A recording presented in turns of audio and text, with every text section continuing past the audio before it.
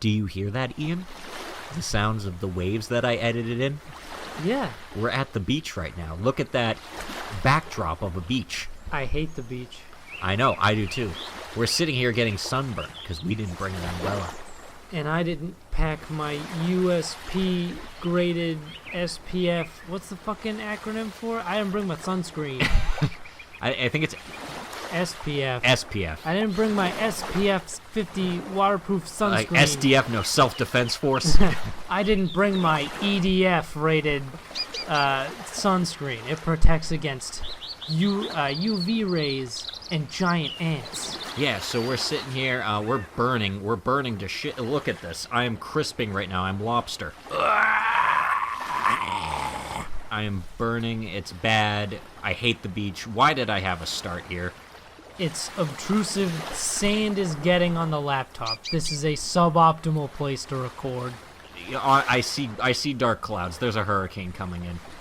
We must face the hurricane. We're going to record in a hurricane. Only then can we truly become the protagonist seat. So anyway, here's a JoJo.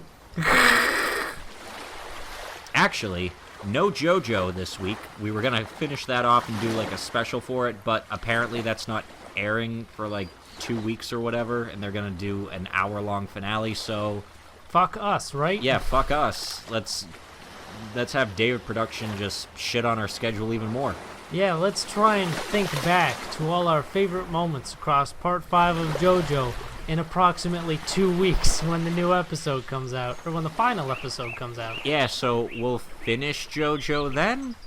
I guess we'll do like a retrospective on the series. Yeah. Being like, hey, these were some of my favorite parts. Remember Purple Haze? Remember that one fight he did? Yeah, that was cool. Yeah. He had to beat Man in the Mirror. Man in the Mirror. Come on. Bam, bam, down. But yeah, no, this is summer 2019. This is the Protagonist seat. If you're new here, I'm Alex. And I am Ian. And we're here to talk about 10 brand new shows that we did not struggle to pick. Yeah. No holdovers. All unique. All new. All new. All for you. Because no more 2-core shows. Yeah. Well, I mean, we got new ones here, but nothing's carrying over. No previous 2-core shows. So we're going to start things off with, me and Ian are big fans of this specific guy. He's my boy. He's my boy. I have not summoned my boy. I haven't either. Neither of us have summoned our guy. Oh, well. Lord Elmalloy II, Case Files. Yeah. Yeah, if you don't know your Type Moon, you don't know your Nasu, get the fuck out now, because you're going to be confused. Yeah, we're going to open with some real confusing stuff. Did you guys read the Wiki? Yeah, go read the Wiki. Go on the Type Moon Wiki, or else you won't understand. You need, because there's a lot of shit you need to know to go into Case Files. Also, did you see Zero? If you didn't see Fate Zero, then you're already lost. You're like double lost. That's base level. Yeah, that's like the surface level of understanding that you need. Yeah, if you're going into Case Files, I'm expecting you to have watched Fate Zero. Yeah, so it's not technically a sequel. Technically it's not.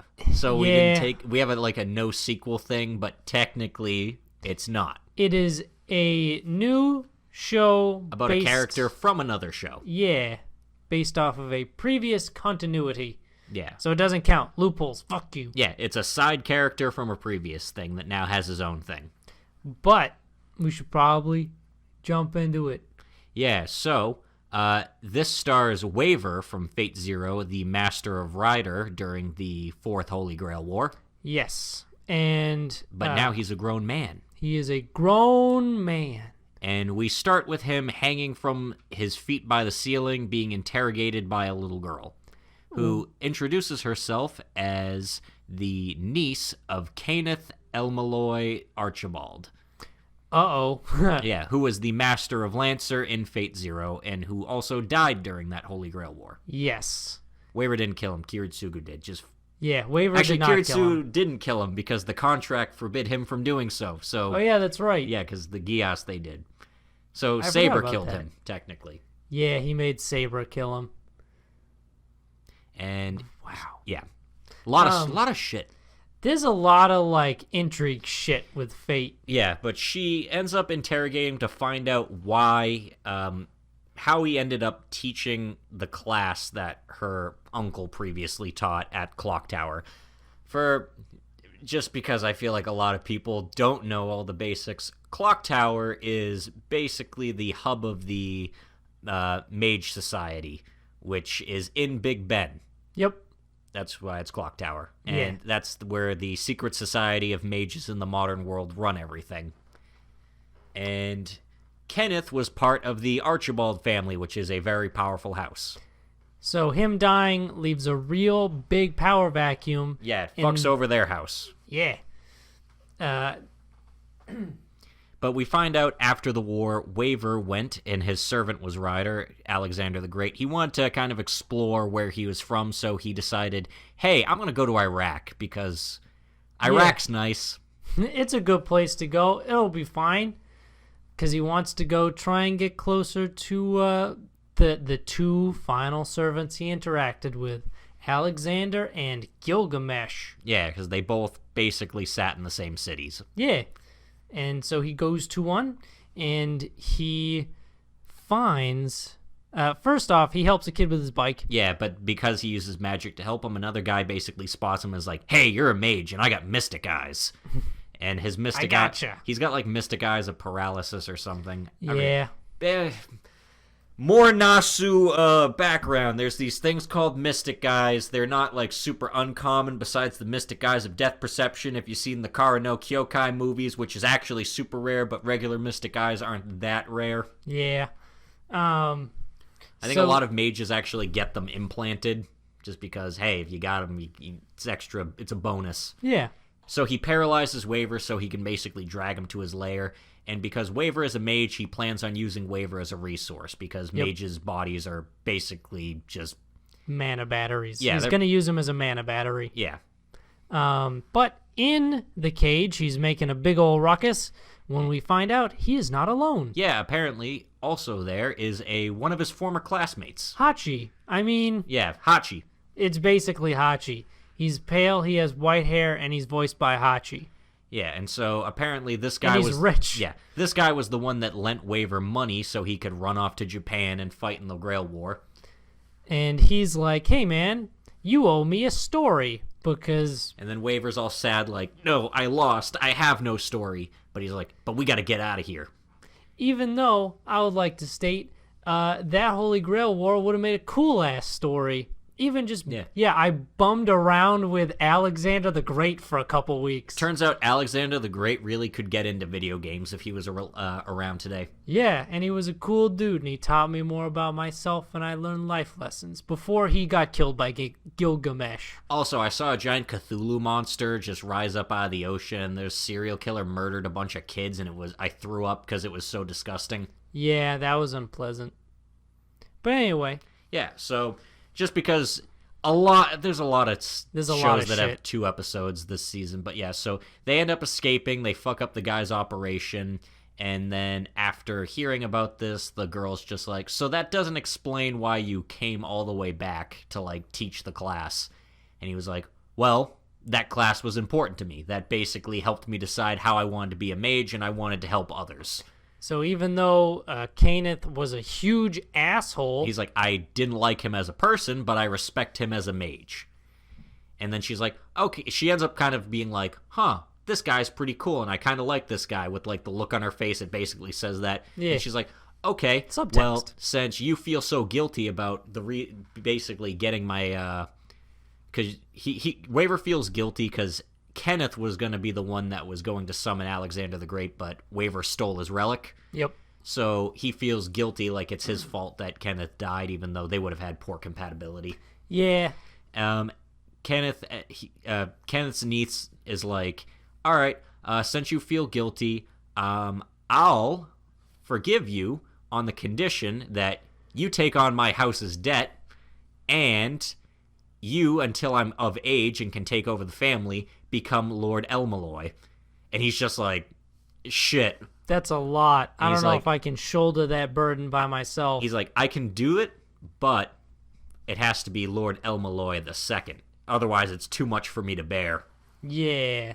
And she's like, fuck, fine. That's awesome. Sure. Whatever. And then part 2, where he's now an adult and he gets a request to go help a offshoot, like a cadet branch of the Animosphere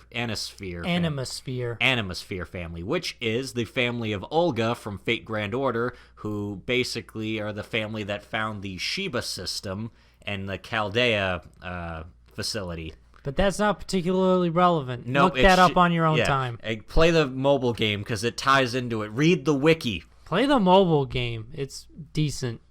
It is. So basically, our boy needs to be Sherlock Holmes for a little bit. He's got to figure out a murder. Essentially, the series is Magic Sherlock Holmes. Yeah. Even though Sherlock Holmes is a thing in the Fate universe, which you would know if you played the mobile game. Exactly. But basically, one of his former students' father is chopped up into little bitty bits, and they don't know what's up. So they're sending him to go figure out what's up. And he goes to figure out what's up, and everyone there seems somewhat suspicious. There's the mage dropout son who basically doesn't give a shit about being a mage anymore and only just is like, I just want money, and I argue with my dad about money. Yeah, he's a scumbag. Then there's the friend of the dead mage who is a necromancer and somewhat creepy. And he's Chinese. Yeah, and he's got the fox face. Yeah, he has line eyes. Never Yeah. trust a man with squinty line eyes. And then Don't quote me on that. there is the daughter and the maid. And at first I was and like, then there's the daughter and the maid. the maid. It's always the maid or the butler. That's actually what I was thinking too. I was like, it's gonna be either the daughter or the maid, and then it wasn't. Yeah. He goes around and looks at a bunch of shit, and then we actually learned some genuine clues, which would help you determine stuff, like how they do astrology magic, and they do it based off a geocentric model, but the body was set up according to the heliocentric model. And if you don't know what those things are, go look those up on your own time as well. That's just basic science. Yeah. A lot of everything in the Fate universe is like, go look it up. You can. Yeah. You're smart. Just go look it up. Which I guess is like nice that they treat the audience at least, Yeah. You guys know you guys have Google foo. I respect it because I did know what they were talking about, and I could put that together even without them having explained it to me. Essentially, he has a conversation with the daughter, and she explains that her dad was obsessed with finding the root, as most mages are. The root is essentially the Akashic records, or however you pronounce it. All knowledge. It is all of life's knowledge. It's just the center of everything, and every mage wants to reach that.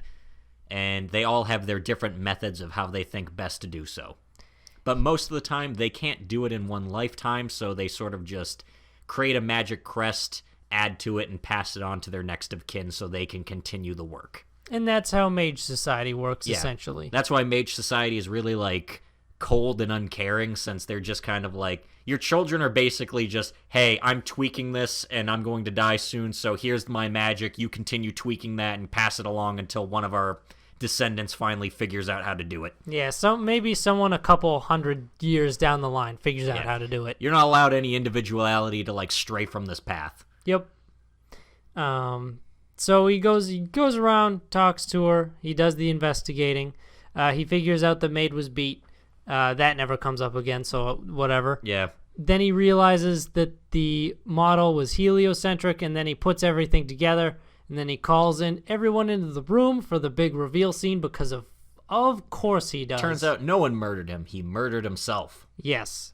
His plan was to cut his body into pieces to use in a ritual to bind his soul to the house so he could essentially live forever. Because he didn't want to wait. He wanted to be able to be immortal so he can get to the root himself. He didn't want one of his descendants to do it. Exactly. But he fucked it up because he's an idiot, and he's working with new magic. And then he comes up, he shows up as this evil phantom thing, and then everyone's like, what do we do? And then he has Gray destroy it, because it turns out Gray has a massive scythe that can just soak up mana. And it's cool. And then she goes into full, like, killer mode.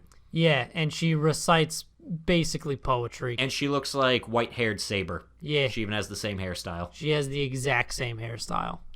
She's just short. Yeah. Well, Saber's short. Oh, yeah.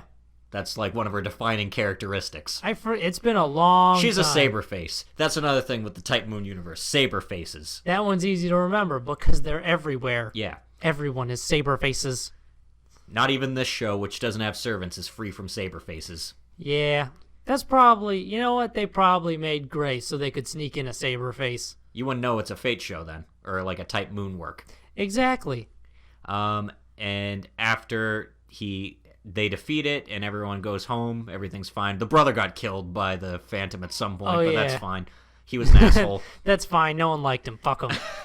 And then as they're leaving, he mentions, he's like, hey, you were once my student, so I know you're really smart. You knew your dad's ritual was jank as shit, but you didn't tell him. And she's like, what are you going to do about it? He's like, nothing, because I have no proof, but I'm just kind of curious as the why done it. Why done it? That's one thing they do a couple Who times. done it? Why done it? How done it?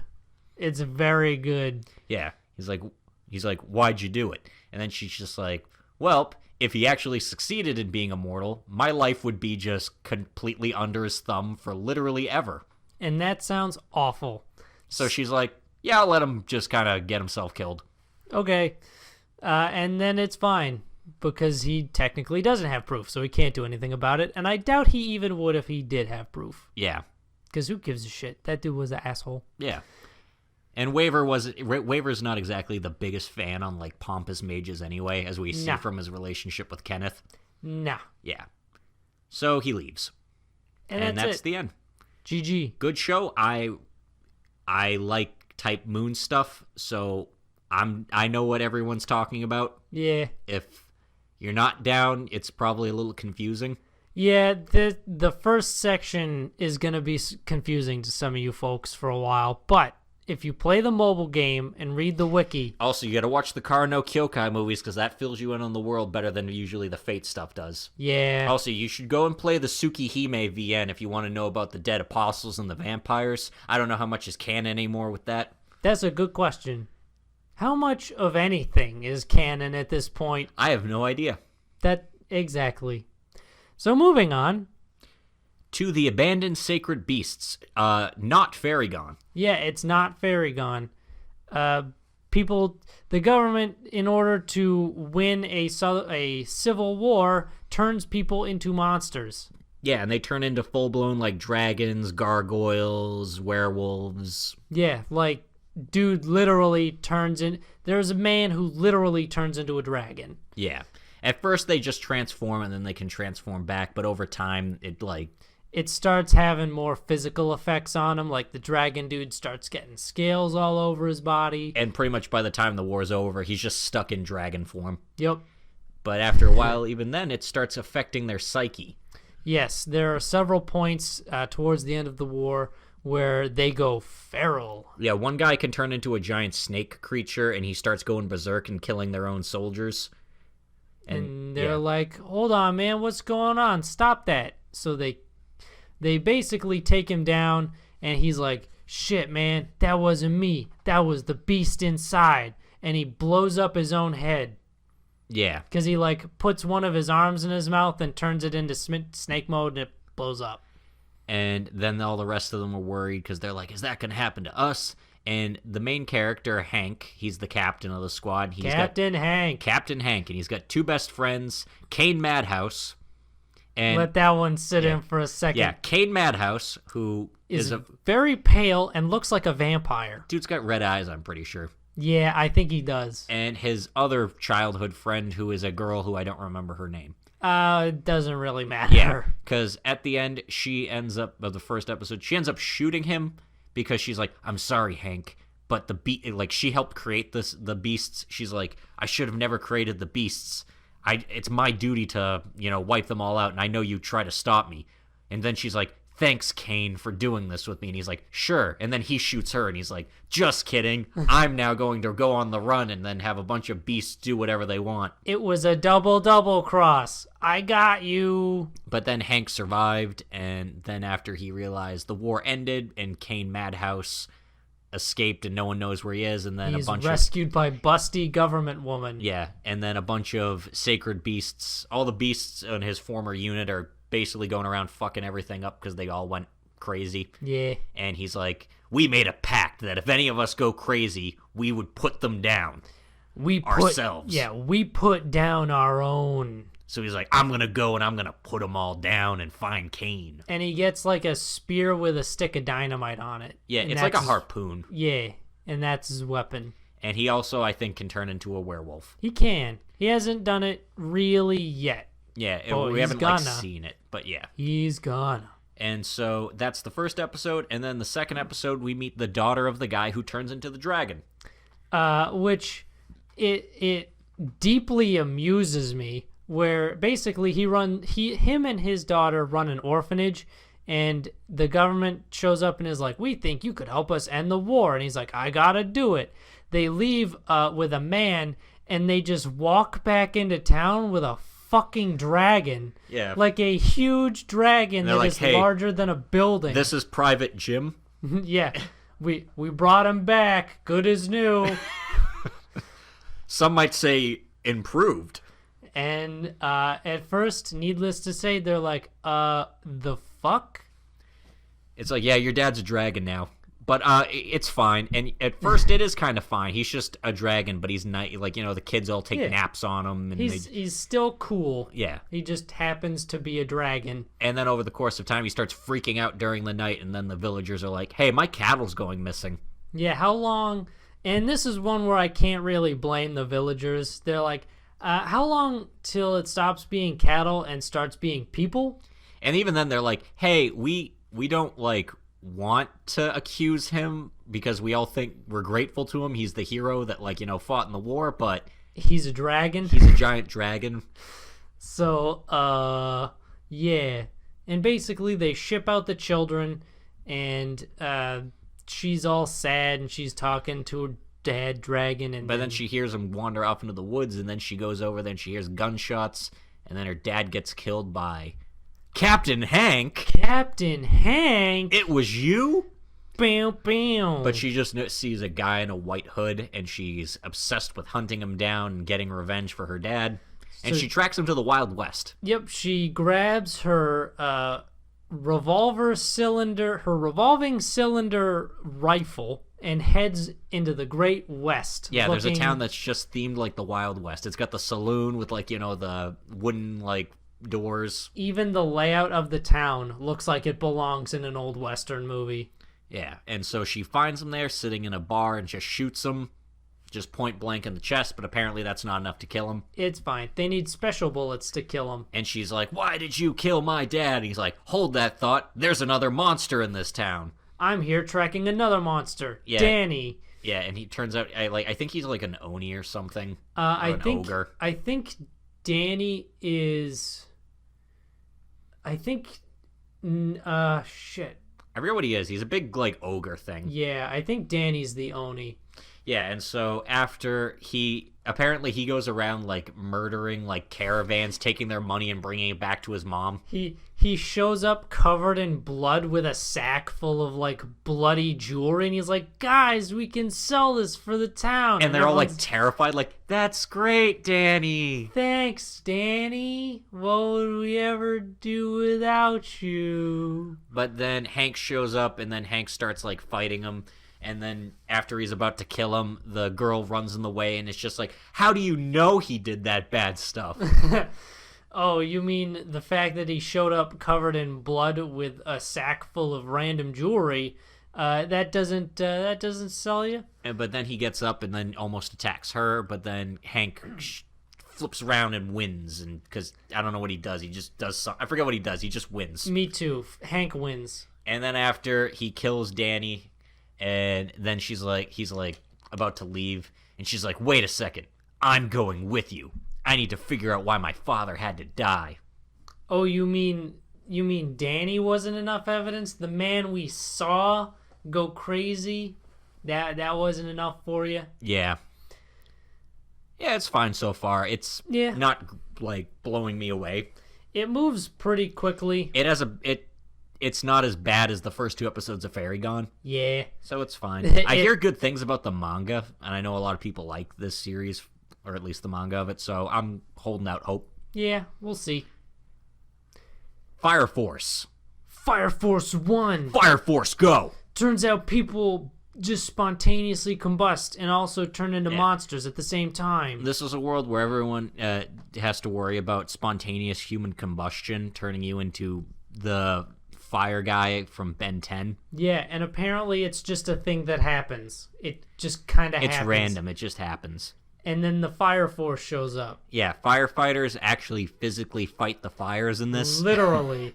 And it's real good because you also have regular firefighters too. So, like, those dudes show up with their hoses, and then the fucking blue stripes come up, and you got Captain Robbie with his pile bunker who just leaps into combat and takes out a demon. Yeah, and everyone's got fire, like, powers for the most part. Like, there's a girl who's basically a witch and can make, like, fire familiars. Yeah. The main character does fire kicks. He has fire feet. And there's a dude with, like, a plasma sword. Yeah, because is fire. And a priest girl that just prays because I guess there's a religious angle to it. There's a pretty heavy religious angle to it. Like, Catholicism specifically in terms of imagery. Yeah. Their HQ is a shitty church. Yeah. But anyway, the new guy is this, I forget his name. This too. New main character Rookie. guy, Rookie. He ends up going to the Fire Force place, and he's the new recruit there. And we find out, they're like, hey, why do you got a weird smile in your photo? It's creepy. And he's like, oh, yeah, whenever I'm nervous and uncomfortable, I smile. And he's got, like, the Soul Eater smile because with, like, the shark teeth. My face just tenses up and shows my teeth. I can't really help it. The show is by the same character designer as Soul Eater, so, like... Which makes a lot of sense. Yeah, which I like their style. I've always thought it was cool. Me too.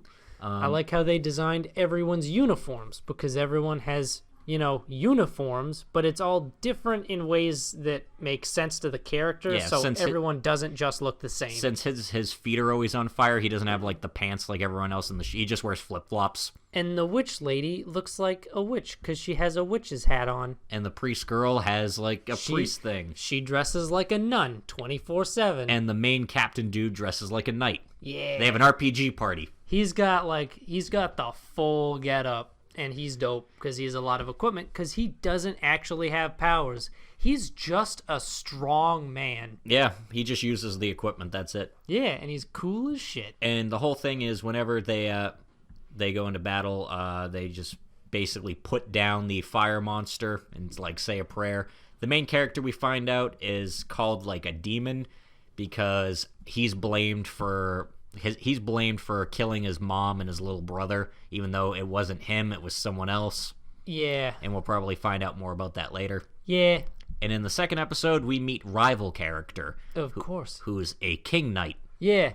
He has, like, a plasma sword, which is kind of cool. I think his name is even Arthur. Yeah, his name is Arthur, and he calls his sword his Excalibur. And he's a blonde pretty boy, and he's kind of pretentious.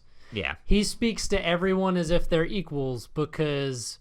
everyone is equals at the round table. Yeah, this guy's all about, like, King Arthur references. Yeah. And then they go to a battle, and it's not really even a battle. Like, the guy who's on fire doesn't even end up moving. He's just sitting at the table, and they kill him quickly by he just summons his sword in the guy's back. Yeah, and it's a very heavy emotional scene because they're like, shit. Yeah. There's also a part where the two rookies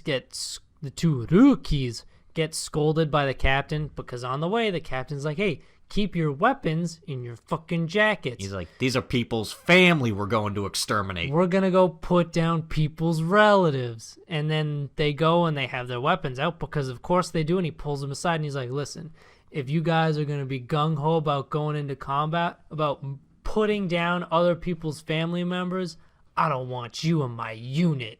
And they're like, oh shit. And then they go in, and then they just peacefully take the guy out. But then there's a big explosion there because apparently there's a bad group of people. I don't know what they're doing specifically, if they're making fire monsters or if they're getting something from them. Who knows? It's not explained yet, but it looks like this dude does something with gunpowder. Yeah. But they do that, and then the captain saves a family photo because the captain is just He's a wholesome guy. He's a wholesome, soft-hearted man. Don't let Captain die. I really, genuinely hope he does not, because I like him a lot. But yeah, that's Fire Force. It's pretty good. Yeah, Dr. Stone. Also Stone. pretty good. Yeah, we're 30 minutes in, and we're only on the 4th show on the list. Shit.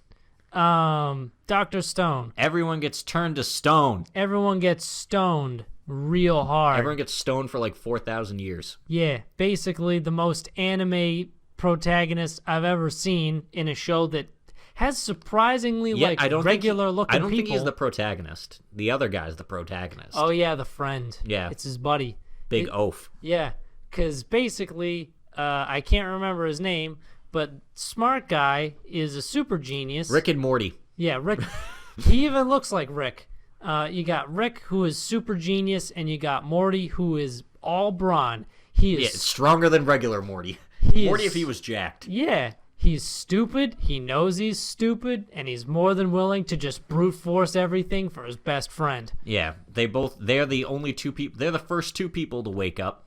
And they gotta figure out how to save everyone else. Yeah, because with science guys' smarts, they start trying to, basically secure a base for themselves to survive before they wake everyone else up. Because they're gonna rebuild modern society from scratch. They figure out the method of waking people up is alcohol and bat poop. Yeah, he makes some weird concoction that's apparently a real good at cutting stone, I guess. It's some weird solvent, but it works, whatever. Yeah. And that's the first episode. They just decide, we're going to wake everyone up and we're going to save the world. Because the smart boy is intent on beating fantasy with science. Which is a phrase I really like. And then the second episode, they decide to go and wake up main character's crush. But as they do, they get attacked by lions. Yeah, because of course they can't just do it there because she's naked. So Strong Boy is like, we got to take her back and give her clothes before we do that.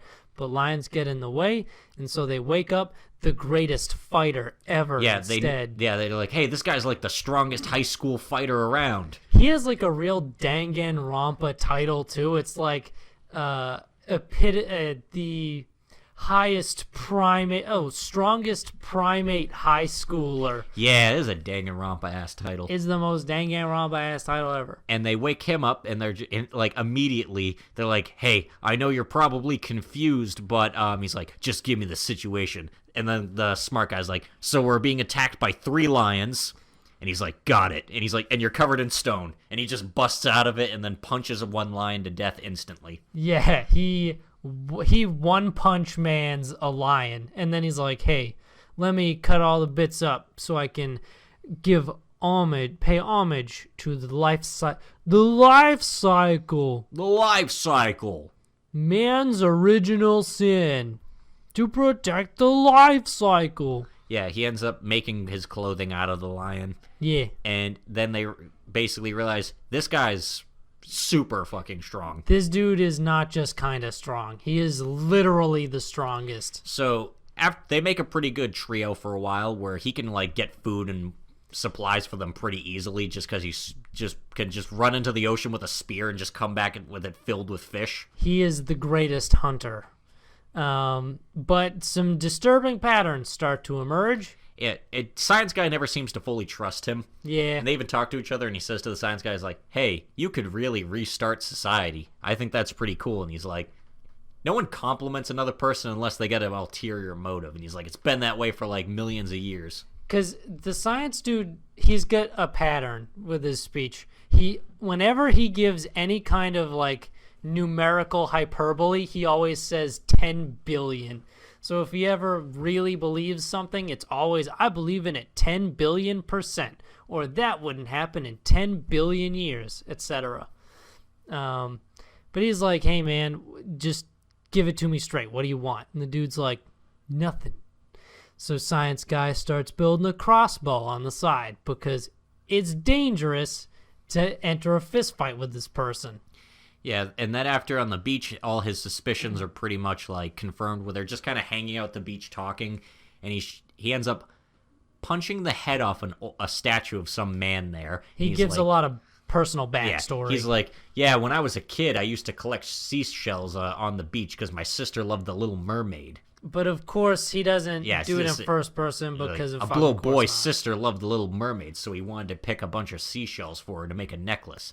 And then he got beat to shit by some old man because apparently he owned the property and said the boy was stealing his seashells. Oh no! So that's why I hate adults. So fuck them. We should kill them. He's like, we should just make a whole society of young people. Fuck the adults.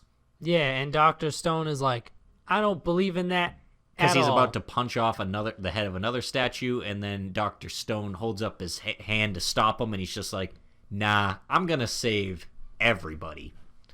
And that's where that one ends, and we basically realize these two people are at an impasse. Yep, we're gonna get the villain. And you know what? He's not wrong. After working with boomers for so much, I'm like, I see his point. He does. It's a fair point. He does make some valid points. He is a cool villain. I like him. Yeah, he's an interesting character. But we should probably move on. Because we got so much this week. There's so much shit. The Demon Girl Next Door. This is the comfy show this season. It's fucking hilarious.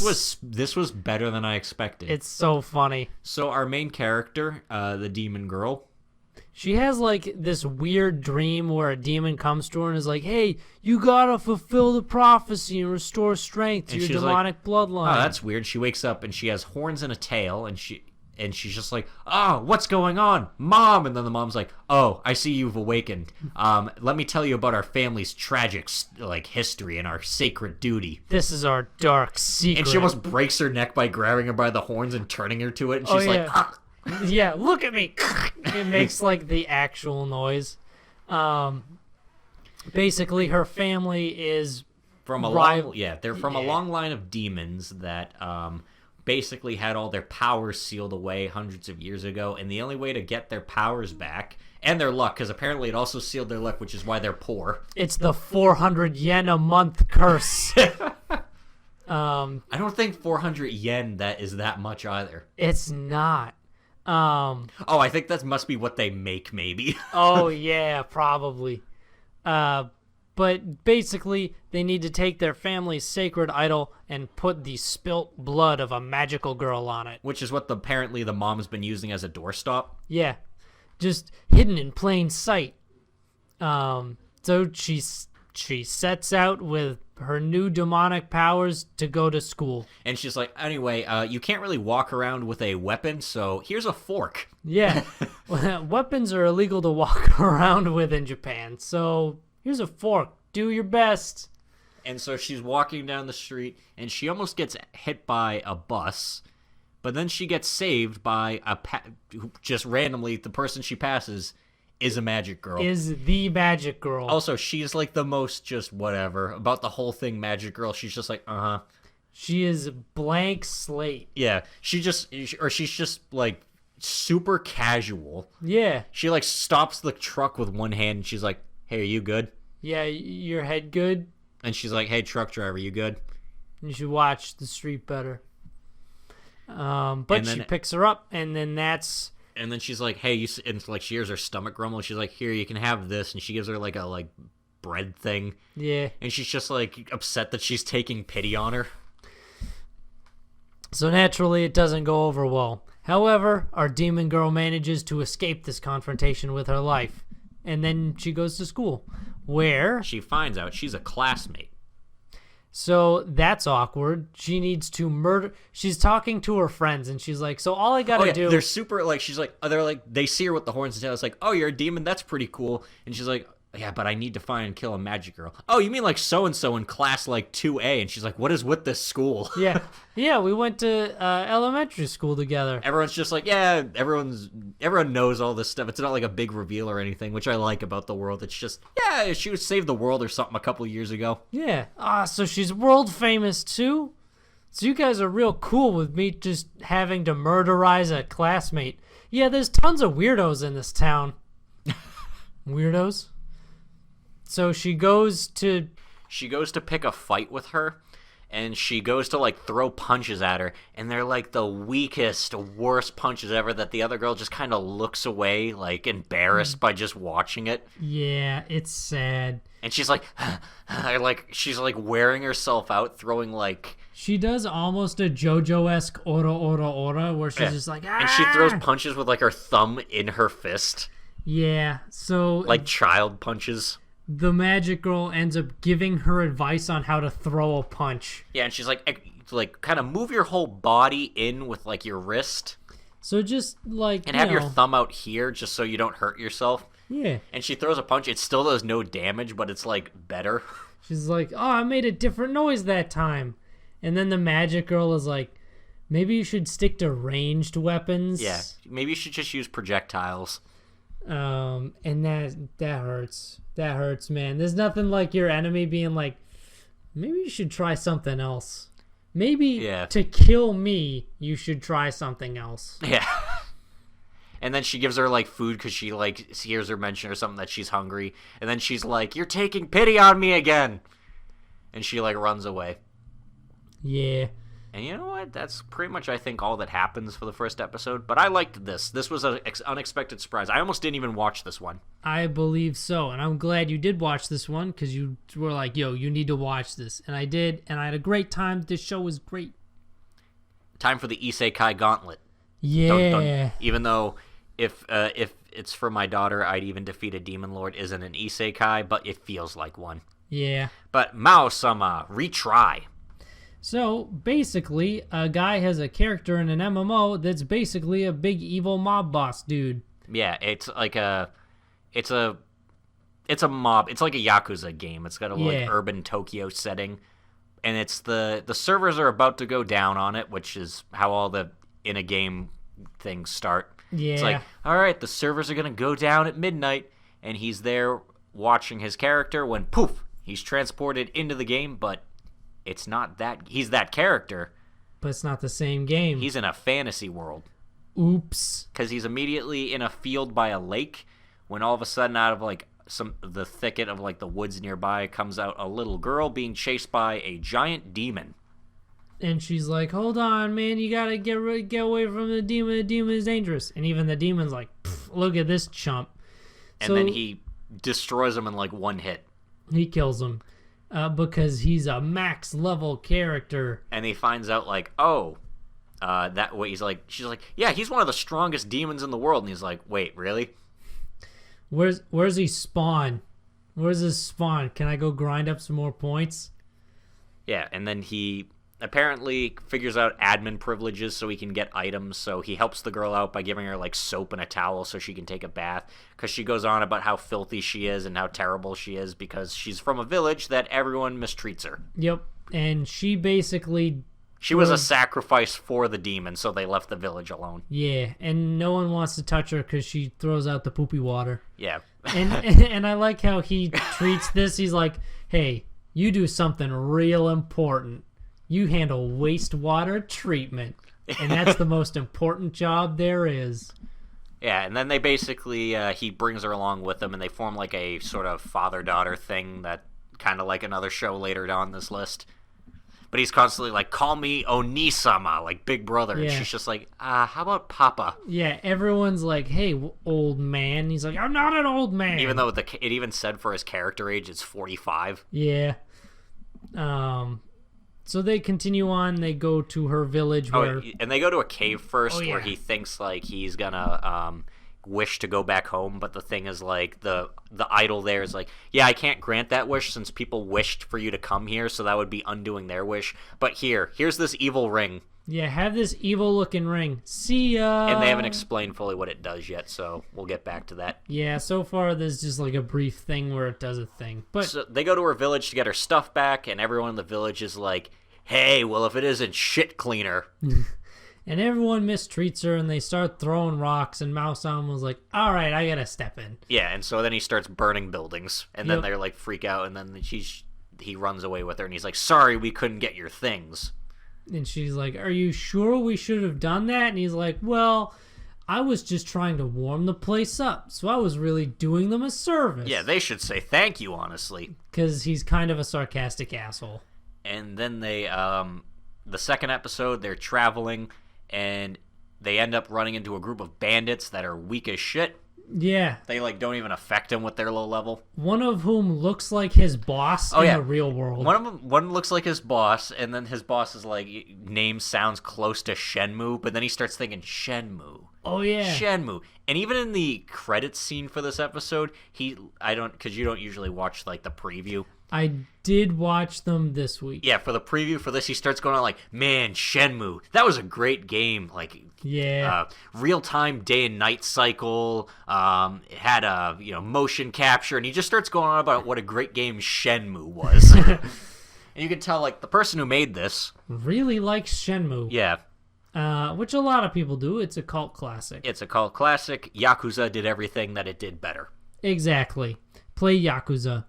Actually, that would make sense why his character is kind of like a Yakuza-based character. The creator must have really liked Shenmue, and then in turn probably likes Yakuza, so made a character that was like, he made a Yakuza character. Make a guy kind of like Kiryu. Yeah, that makes sense.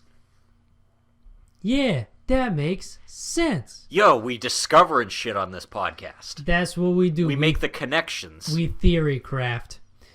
So episode 2, we covered the bandits. Yeah, the one that looks like his boss, Shenmue. And then after this priestess girl with the holy church or whatever shows up to fight him, and he just picks her up and just starts spanking her. Yeah, he literally beats her ass. Yeah, and after they leave, I like the scene where he was running with her name's Aku, which I think the joke is like Aku is like demon, so like yeah. Like Aku and Mao, like demon and devil. So he's running with her on his back, and she's just like, man, I hope that priestess backside is okay. And she's just lying in her like her carriage that her knights are pulling her along in. She's just like stop making it such a bumpy ride. It hurts. Yeah, that hurts my butt. And he took her money, so he just starts going to a town. And they go to an inn, and he's like, I'd like your fanciest room. And the guy's like, well, that would be 1 gold, sir. And he's like, here. And the guy takes out, like, a handkerchief and starts, like, dabbing him his, like, sweat. And he's like, oh, wow. Then he goes to buy Aku better clothes. Yeah.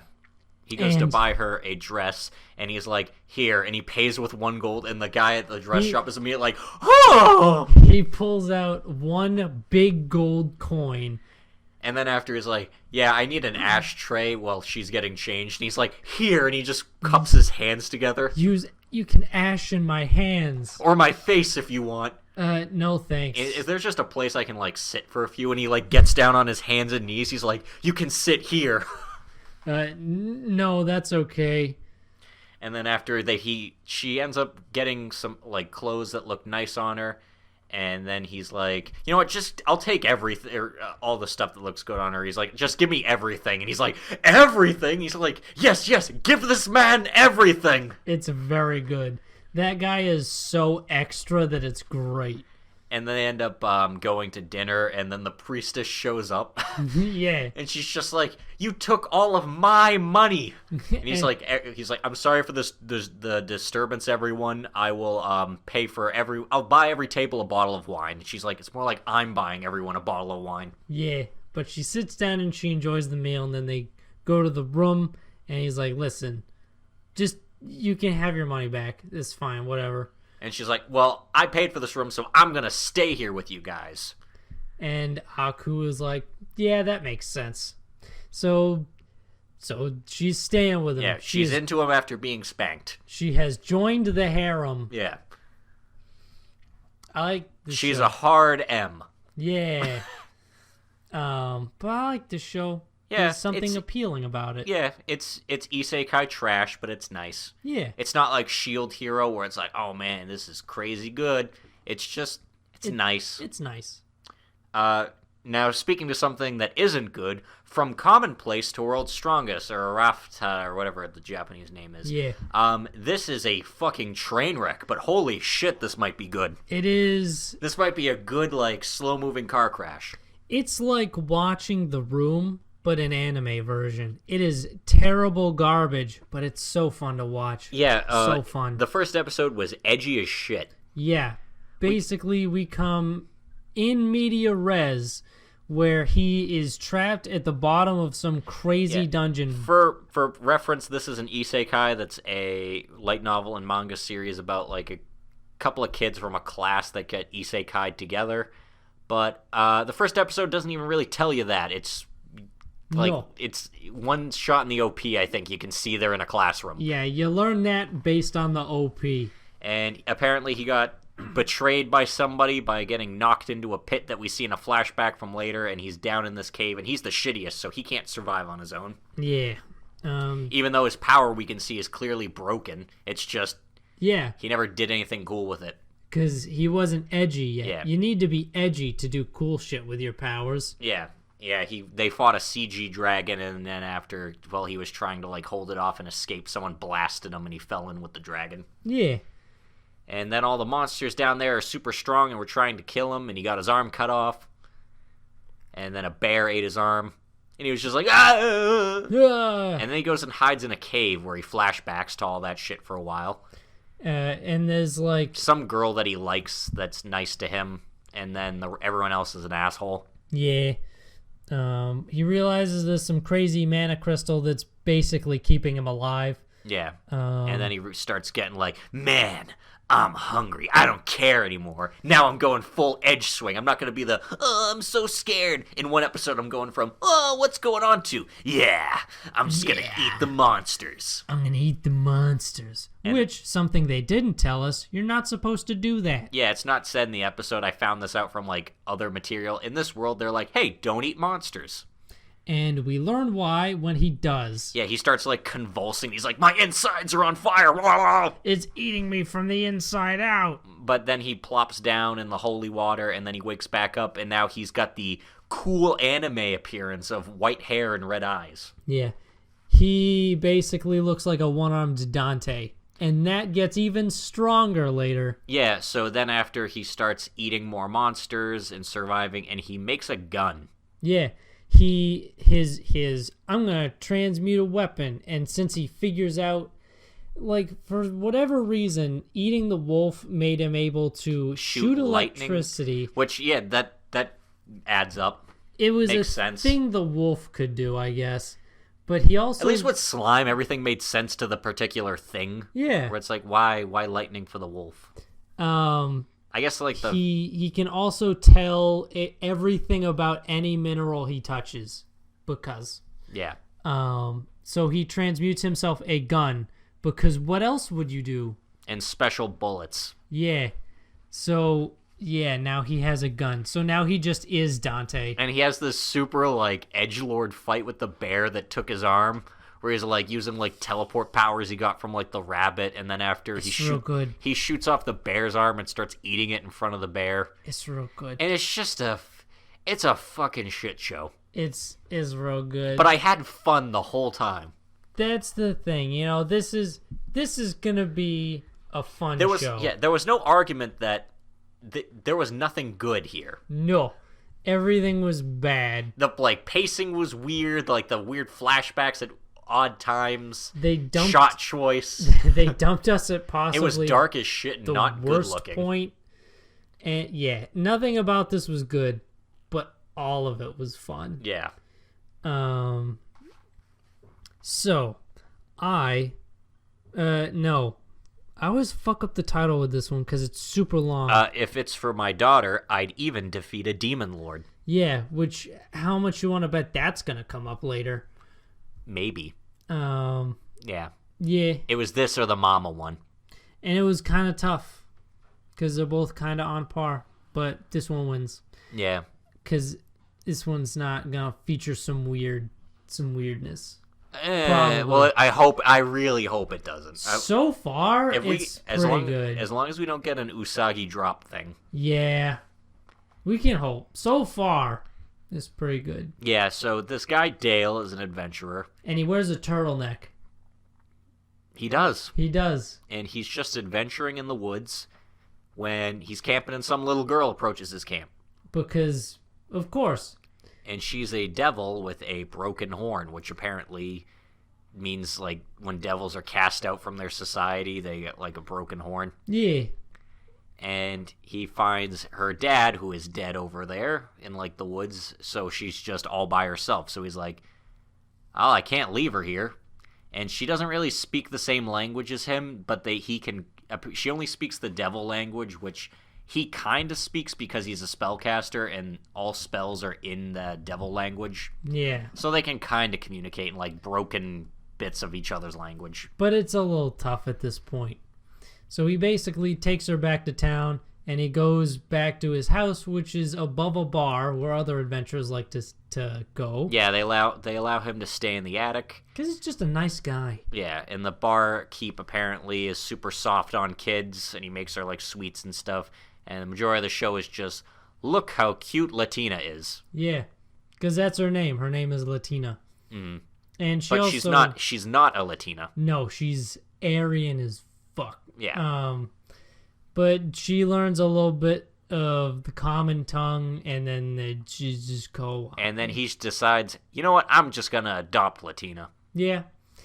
And that's pretty much it for episode 1. Fairly simple. And then the second episode, she starts helping out at the bar while Dale is away doing adventurer stuff. And all of the other adventurers are like, this is the cutest fucking thing I've ever seen. Because she's, like, really small still, and she's, like, carrying one of the plates back, and they're like, oh, don't drop it. And then she makes it, and they're like, oh. Ah, she did it. I knew she could do it. And then she goes out with Kenneth, who is the barkeep, to, like, run errands. And Dale's all worried about it because Dale has all of a sudden become a dotting father. Yeah, he is super attached. So he's like, listen, you stay real close to our buddy Kenneth, all right? You stay real close to him. And she doesn't because she sees a rainbow, and rainbows are important to her because she had a conversation with her previous father about it. Yeah, it turns out she is a small child, so she gets distracted easily, especially when things are emotionally invested. Yeah, and so Kenneth loses her, freaks out, runs back to the bar, and everyone... he doesn't look for her. He runs back to the bar in another part of town. Yeah. And so... Fuck it, she's gone. Dale was like, I gotta go find her, and he rushes off, and then after, everyone in the bar is like, I don't know, finding a lost child might be harder than slaying a monster. When this one specific dude, who seems like, you know, the grumpiest guy there, gets up and he's like, I can't enjoy my drink without our star attraction. Yep. So he gets up and everyone else is like, yeah, he's right. And everyone rallies around. And I'm glad there were other kids in this because Latina has her own subplot where she comes across other kids. There's 3 boys and a girl. And meanwhile, she has been learning pretty good common. It's still fairly broken, but yeah, she can communicate.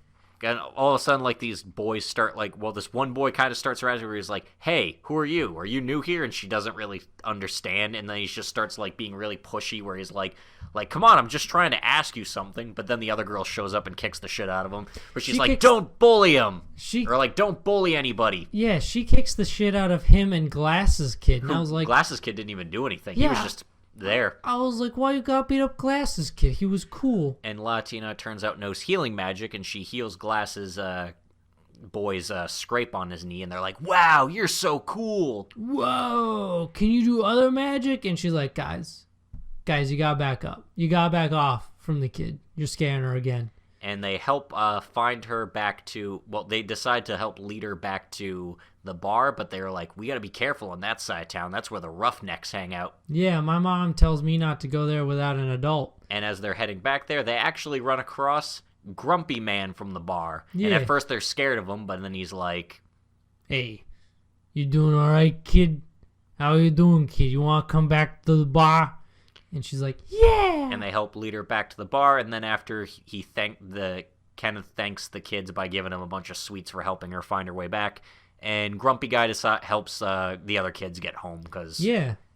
I thought that was cool. Because everything's wholesome. Yeah. It's nice and wholesome. It gets dangerous around these parts at night, so I'll walk you kids back to your homes. In fact, I think Dale's the worst character in this show. Everyone else is feels more natural. Yeah, Dale is extra. Dale is too extra. Because then he comes back and he's freaking out and he's like, did anyone find it? And then they see each other and then she's all sad and they hug and everything's fine. Yeah, she's like, don't be mad. And he's like, I'm not mad. I was just scared. And then everything's fine in the end. I think we're going to do a time skip because she looks older in the OP. Yeah, I also think we're going to do a time skip. Yeah. Which is nice, because I don't think you could run the whole show with her being, like, 3. No, probably not. And yeah, that's with 2 episodes of that. It's very wholesome and comfy. Yeah, she was lost that episode, but are you lost? No, I'm in your basement.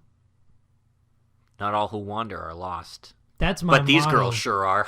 Yeah, these people, these girls are definitely Are You Lost? Are You Lost? It's a short show. We actually took a short one this time, but you know what? It's pretty funny. Yeah. It's about 4 high school girls that get stranded on an island. Yep. And one of them is a survival savant. Her dad apparently, like, trained her, and they get into all these sorts of situations. Her dad was essentially Les Stroud or Bear Grylls, and she coaches him. Yeah, and that's basically the show. And the first bit in the first episode, the bit is they're right now on like a stranding thing of wreckage, and they're trying to get to the island. And the first thing they do, and they're all like, "Oh man, we need like water." It's like, well, there's water all around us. And she's like, "Yeah, you guys can't drink seawater. It's full of salt. It'll just dehydrate you." And she's like, "Here." And she like they catch a fish, and she wraps it up in her like shirt and just starts tenderizing it, like pounding the fish until it's just a bloody mess, and then just starts drinking the blood. She's like, "You can drink this though." Yeah, you can drink the blood and other liquids out of the fish. And they're like, "I don't want to do that." And then one girl's like, "I just need something to drink." And she's like, "All right." And then she's like, "Just close your eyes." And it looks like she's about to pee in her mouth. And they're like, "What are you doing?" And they're like, "Well, if it's sterile, it's fine." Because this girl is a survival savant, but she's also a little socially inept. Yeah, she spent too much time exploring, not enough time hanging out with friends. Yeah, because when they reach the island in the second episode, one of the bits there, her and another girl are going to look for food, and the other girl is just like, "I'm just so thirsty," and she's like, "Here," and she's like, I dug underground and collected some water," and then the girl starts drinking out of like some cloth of water, and she's like, "This is the best water I've ever had," and she's just like, "Whoop, whoop," and then after she's like, "Hey, can I have some more of that?" And she's like, "Sure, just give me my sock back." Yeah. And then she notices she used her sock to fill up the and the girl's like, "You couldn't even let me use my own sock." And then they go back and they're like, she's like, "We need to build a shelter," and she's like, "We can't, we need food," and she's like, "Fine, I'll go collect stuff." And it's a sea urchin, some weird paste, and 2 cicadas. And seaweed. Yeah, and some seaweed. And they all decide to like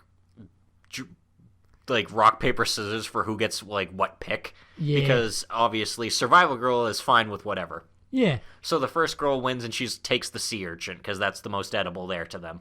And it's tasty, kinda. Yeah. Second girl gets the seaweed because it's the second most edible thing out of the bunch. And the third, the other 2 are just like, I guess I'm going with the paste. Maybe it'll be like jelly. And it's not. It's not. It's rotten and it's bad. Yeah. Whatever the weird paste in the jar was, it was not a good decision. And the other girl just can't eat the cicada. Even and the survival girl's like, "Yeah, cicadas are great. They almost taste like shrimp. You just pop off their heads, you dig around for their like brain stem." Yeah, they have muscles that go from their back to their wings. Just pick that out and eat it, and it tastes like shrimp. And everyone's like, no.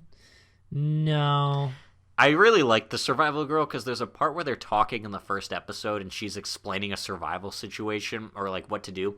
And like a bug flies right past her, and she grabs it and eats it mid-conversation without batting an eye. And the rest of them are just like, "Did she just... You just eat a bug? You okay, bud?" It's pretty good. The comedic timing of this show is also very good. It's short, and it's sweet. Exactly. Now, we saved the creme de la creme for last. In this one rare case, the cream did not rise to the top. It simmers at the bottom. And it smells tasty. So, the show that had the strongest first episode out of any on this list. And also the longest. Yeah, our special episode. So we're talking about 2 episodes, and the first one's already an hour, so good thing we actually got at least an hour of everything else done. Yeah, buckle in, kids. Astra, Lost in Space. Basically... Hey, it's a sci-fi in 2019 that doesn't have mecha. Yeah, how weird is that? Yeah. Just wait till they get to Mecha Planet. Yeah.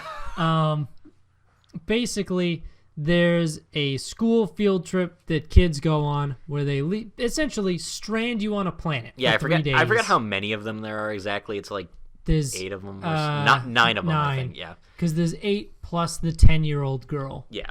So they're going on the teachers drop you off on a planet, you survive there for a week, and then they pick you up. Good luck. Yeah. And one of the girls, like, apparently there's a gimmick to every single year's thing, and this year's gimmick is that a little girl is going to be with them. One of the girl's younger sister is going. Yeah. So they're all high schoolers, and she's like 10. And she has a hand puppet that they say it verbalizes her inner thoughts. Yeah, I guess it's like a tech, like a toy they have, where it's like her thoughts basically come out of the puppet's mouth. Yeah. And that's weird. But yeah. So everyone has kind of their own unique personality traits. Yeah, the main girl that we see at first, she's really dumb. She is stupid. She is actually a moron. Yeah, she is just dumb. But later, we learn that she has a photographic memory. Yeah. But she's still stupid. She, like, some old lady helps her, and she's just like, yeah. Thank you, sir. Yeah, thanks, Grandpa. And she's like, I'm a woman. A thief steals her purse. I think, yeah, and, like, it's like I think the English translation's probably off, because because, you know, the way we do it over here, it's just, wordplay. She gets her package or her luggage stolen at an airport, and she's like, stop, beef. You mean thief? Right, thief. Yeah. And then this dude shows up with anti-gravity shoes that jumps into the air, and he fucks up his attack name as he's about to land it. Ultrabavadon. And she's like, what? Is that your name? No, I meant to say Ultra Dive Bomb, but I messed it up. And she just goes on thinking that's his name. And he's just really uncool. Yeah, he's a lame wad, but he tries to be cool, and he's a nice guy. But then, and he ends up getting arrested by the airport security bots because they think, like, this is a dangerous person. Yeah, you're dangerous. You assaulted that man. And they're not entirely wrong. Yeah. And I like the way the robots slowly reach out and they're like, and capture. And then they pick him up instantly and start running away. Complete. And then all the school students get together for their attendance, and we meet a colorful cast of characters. There's the glasses, shy, long black hair girl. There's the too cool for school, I'm angry, edgy boy. You have a prissy rich girl. You have I'm very smart, but I don't understand cues, smart guy. I'm smart, but not socially. And then you have I am a survivor. No, not really. Then you have the I'm pretty sure it's a girl, but like sporty girl who kind of seems like a boy. I don't know. I thought they called him a guy in the second episode. You got androgynous. Yeah, their name is sporty androgynous one. Yeah, and Luca, which could go either way. Yep. So they're all buddying around, and then Kanata shows up. Yeah, being carried by the security bots, and they're like, "Man, you're really uncool." I thought that was gonna be a little bit of a mix-up there for a minute. And look at this freaking lame wad.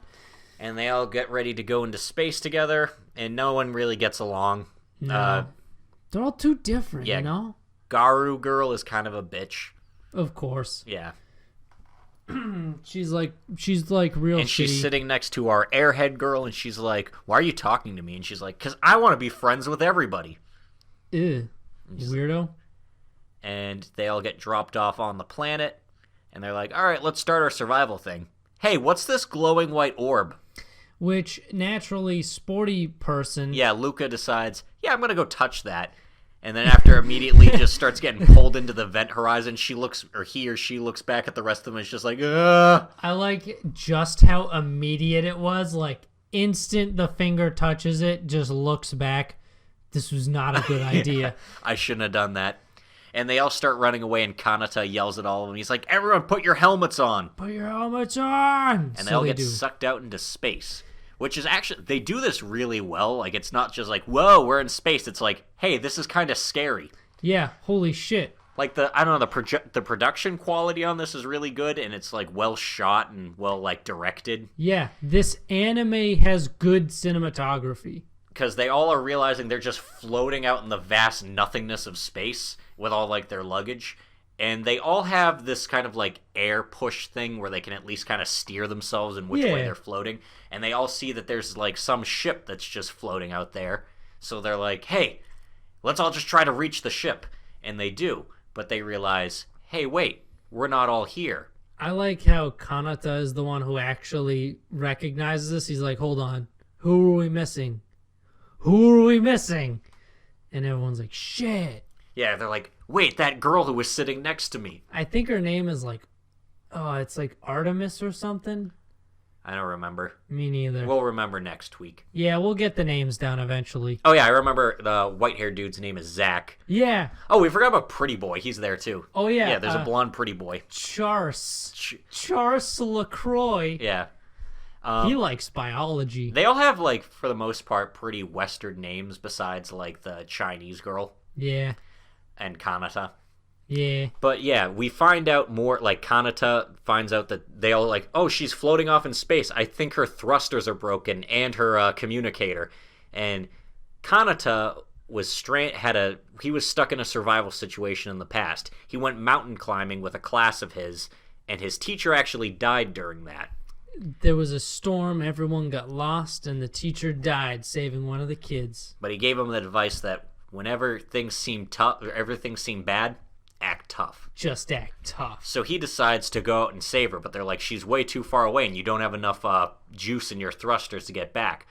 But they find like a cable wire. Yeah. So they decide to attach it to him, hold it from the inside, and have him just kind of go out, grab her, and they'll pull him back on the wire.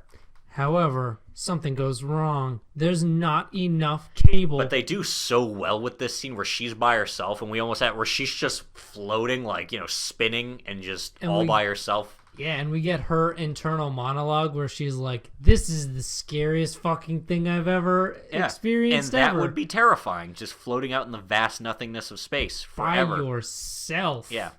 Not able to, like, control your direction in any way. And he's almost about to reach her when the wire pulls him back because it doesn't go far enough.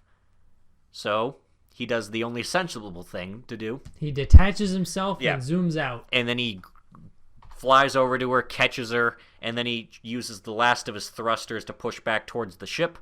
But then while they're watching, Zach, the smart guy's like, no, they're not going to make it. The speed they're coming at and the angle, they're too far off, though. Actually, it's the emo kid. Emo dude. He walks over and he's like, they're not gonna make it. Their angle is too low by 5 degrees. And then he fucks off again. Yeah. But then they realize, wait, there's one way we could do it. They form a human chain. Which is cool because they come back and then they see everybody's linking hands together and they catch Kanata right as he's about to fly by them. Teamwork. And everyone is okay. And then after they get in there, everyone decides, hey, Kanata, you should be captain because you made all those like calls out there to basically get everyone kind of... You pulled everyone together, did leader stuff. That's what leaders do because apparently he wants to be a leader just like his teacher. Yeah. And they at first are all looking to what they should do, and they're like, the ship only has enough rations for 5 days. And we can't... And we are so many light years wherever that that orb shot us out like halfway across the galaxy. Yeah, so we need to do something about that. But Zach plugs into the computer a calculation. They're like, what if we stop by planets, refuel, and get supplies, and then keep going? And he's like, wait a second, it just might work. And he's like, I ran all the simulations and we would like die every time. But wait, what if we stop by planets, which should be the obvious choice to just pick up food there. But he's like, if we go this route, we can make it back. There is one route that we can take to make it back. So they do that. And then they're like, what's that say? It's in Latin or something. And it's like, Astra apparently means like It's something ad astra. It's not Audacia ad astra. It's something else. Yeah, it's a Latin phrase, but basically they decide to name the ship Astra. Yeah. And they decide, all right, with Kanata as the captain, they're going to go to planet and get enough food to survive to get back to Earth.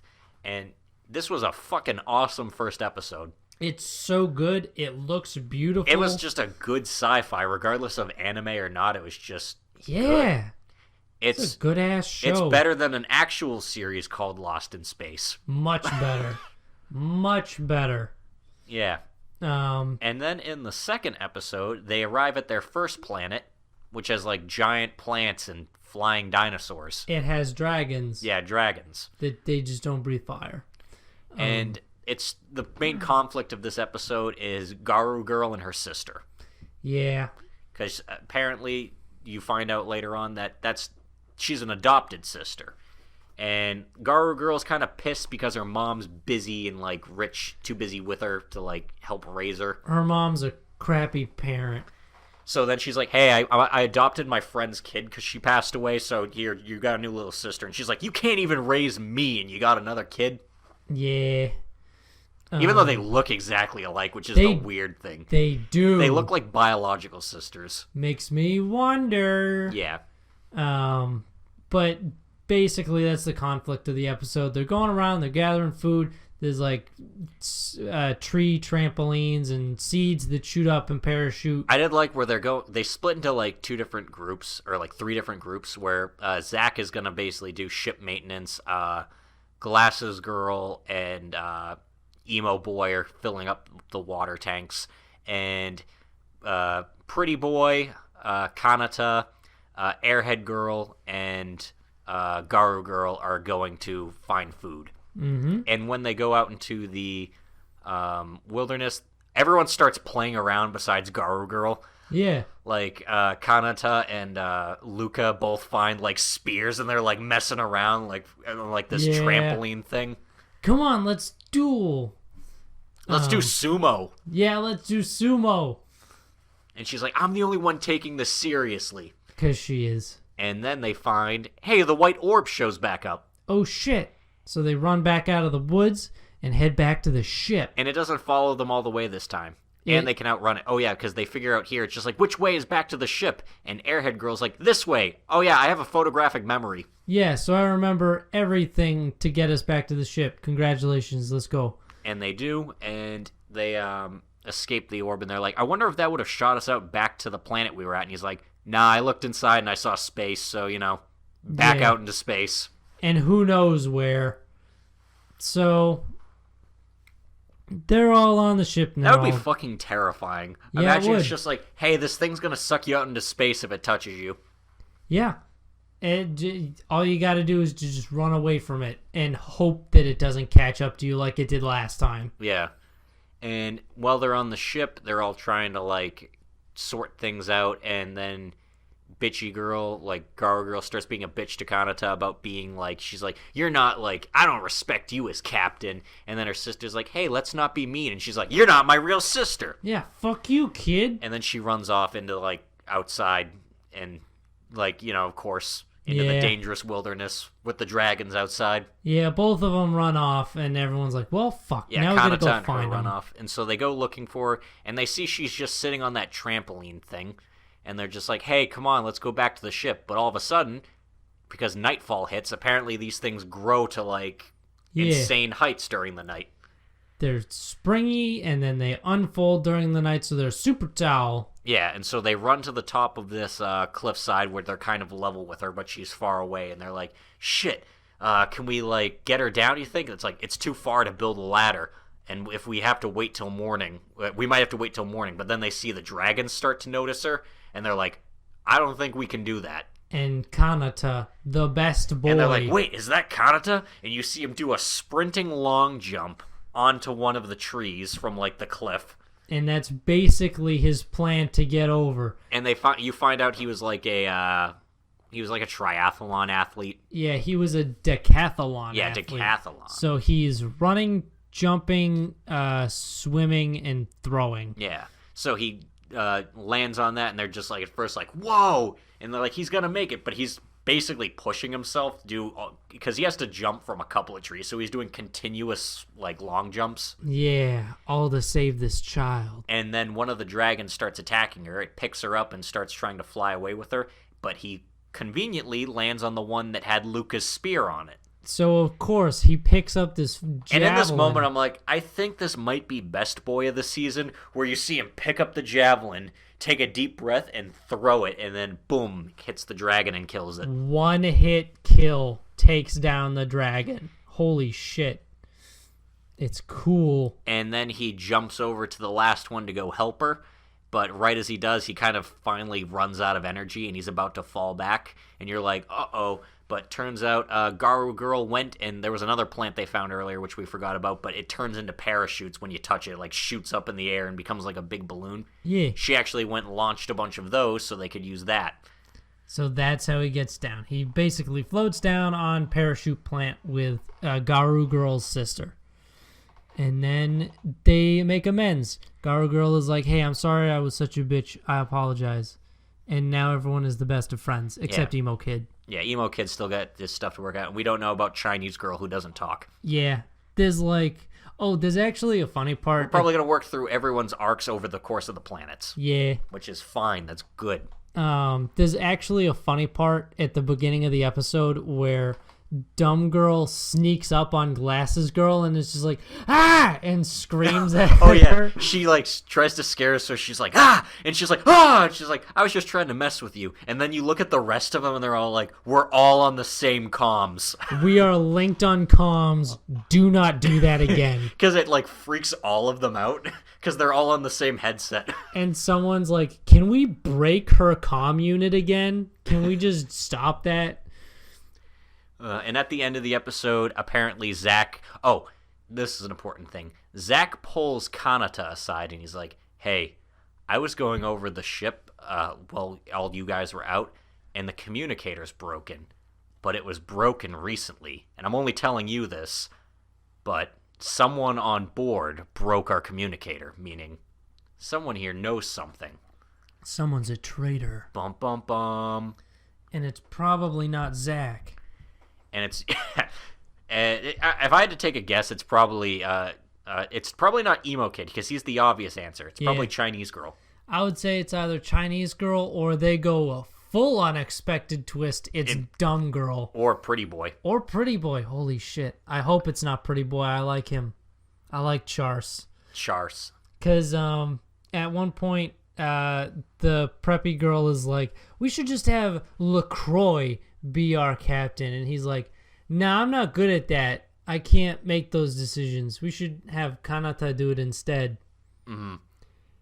He's a cool man. He's cool. He's like, I know I'm like the most handsome here, but I really shouldn't be captain because of it. Oh, there's a part in the first episode where everyone is giving their introductions like, hey, this is me and this is my specialty. And Quiet Glasses Girl is like, I'm kind of useless. And LaCroix looks at her and he's like, hey, listen, everyone has their own unique talents. And he has like the super pretty boy face, and everyone's like, holy shit, how is he making his face glow like that? Is that what's he doing? Oh, and at the end of the episode, the second episode, so they can test, because they had no idea what plants were going to be good or bad, Zach made a tester where if he sticks it in the plant, it either goes like, yummy, and with his own voice coming out of it, and they're like, you dubbed it? Oh, it's so good. If it's like good to eat. And we learned Dumb Girl's laugh is atrocious. No, it's fine. It's adorable. I love it. It's the worst She has like the ah. Is the worst laugh I've ever heard. She has the count from Sesame Street. Exactly. And once she laughs like this, everyone looks at her like, what the fuck? And she's like, I just thought it was so funny. I love this show. It's so good. I want to watch it now. This show is so good. I want to rewatch it. That's how good it was. I might never rewatch. That's how good it was. I might at some point rewatch it because it's very good. if you take away one thing from this episode, one thing you're going to watch if you only watch one show, summer 2019, Astra, Lost in Space. It's 10 out of 10.